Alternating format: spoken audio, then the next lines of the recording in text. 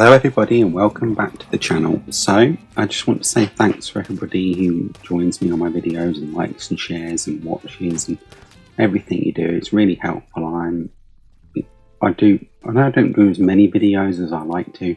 I play a lot of games, I just don't get the videos out, which is why I'm slightly delayed with getting this one released, and I've got 3 or 4 other ones that I want to get made as well. So they will slowly come out, but just got to pace myself to put them out and such, because I generally don't tend to have the time, but I am thankful for everybody that does share on my videos. Anyway, today on the channel we're looking at an old PS4 game called Timothy vs. the Aliens. Now this released on February the 27th of 2018. It's also on PC and Switch and Xbox One. And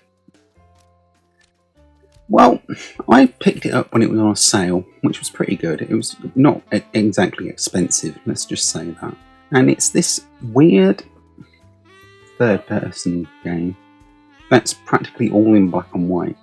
Now, it has had a re-release, kind of, and it's just called Timothy Knights, the re-release, and it's on PS5 and the Series X. But the original game, all in black and white with the odd accent colours in places. So some of the aliens are all red or blue or green or whatever. And there's the odd key little piece where it's in colour, which I actually really liked. It's like almost noir based, and it was really cool. And the newer version's almost like a sepia tone across the whole entire game instead. So it gives a completely different vibe. Although it's like an almost identical game, the new one, it has a completely different feeling to it. Now, I have platinumed the game, and it's not exactly a hard platinum. It's quite an easy platinum. You can probably do it in about 6 hours. I think the whole game only takes about 3 hours to complete, and then most of the rest of it's just collectibles to go around and find bits and pieces for you to be able to do things. But generally, the game's easy enough to complete. There's no difficulty settings. There's no randomness like that. It's quite a fun, easygoing game, and it's basically based around, funnily enough, exactly like what's in the title. It's Timothy shooting aliens, and that's the general gist of it. It's a 3D platform adventure game, and it's quite a lot that I really enjoyed. What feels good is it's really smooth. It's got the frame rate I thought was perfectly fine, even though they've upped the frame rate on the newer version. I think it runs at 120 on the newer version. It's obviously not as polished as many other platform games out there. So yeah, fine, it's more of an adult theme, it's got more of an adult storyline to some extent, and there's some more funny adult jokes around in the game, but it's not something in which is going to be a 3D adventure game like your Marios and your Spyros and such, because it's very much an indie game, and it hasn't got loads of concepts thrown in to extend it as far as they can. Once you've got the 5 or 6 weapons, I think there's 4 weapons actually only, and once you've collected enough of the parts, you're basically maxed out. I would say that it never feels grindy, because you quite easily get going with it and you're able to buy things and carry on with the game quite quickly. And the game's just not difficult at times. Like, the enemies aren't that hard. You play naturally, and you progress and finish it. There's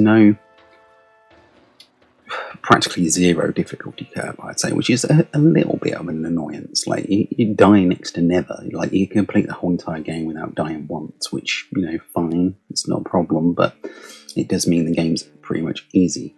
Now, with all that said, it does have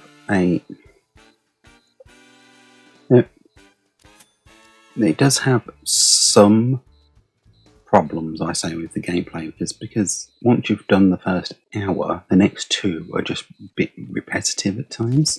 But as I said, it doesn't feel grindy. It just feels like you're doing more of the same, and you could have possibly done a lot more with the theming and the different enemies and the different gameplay style or bosses and such to mix it up a little bit in the last 2 hours versus the first hour. Because once you play the first hour, it's very much the same type of game and same bosses, not even that much more difficult. Like, generally that just makes it a little bit dry at times towards the end of the game. And I mean, I went through it a second time to platinum it, and it probably only took me about 2 hours to complete the whole entire game, and that's with doing all the collectibles and everything. Because there's a slight problem that once it auto saves and you don't make a manual save, if you reload your auto save, it just dumps you at the end of the game and rolls credits, so you have to play it again if you missed any of the collectibles, which is a little bit annoying. But apart from that, I had no other problem with it at all. There's countless checkpoints for if you do die, but I never did. Like, I think I died once on my first playthrough, and my second one I just rinsed through it without even trying. And that's about it. And the thing is this is a very good game. I really enjoyed it. It's a solid 7, probably even 7.5 out of 10. And it just feels to me like they could have done so much more with it that they've missed an opportunity. Now, I had started Timothy Knights, which is its re-release basically on the PS5 and Series X, which, as I said, has got a yellow tone to the theming, which gives it a completely different vibe. And I will be reviewing that as well, but there is generally a feeling that I've just played it all already before, so I stopped playing it, because then I can play it later on and it feels a bit more fresh, and I'm not too critical of it being a similar game, well, the same game as this one. So I did hold off playing it again. But yeah, I really think this was worth the £3 or £4 I paid for it, because I didn't pay crazy money for it, and I definitely had my money's worth. You'll have a lot of fun with this game. And I mean, I had more fun with it than I was expecting to have with it, and so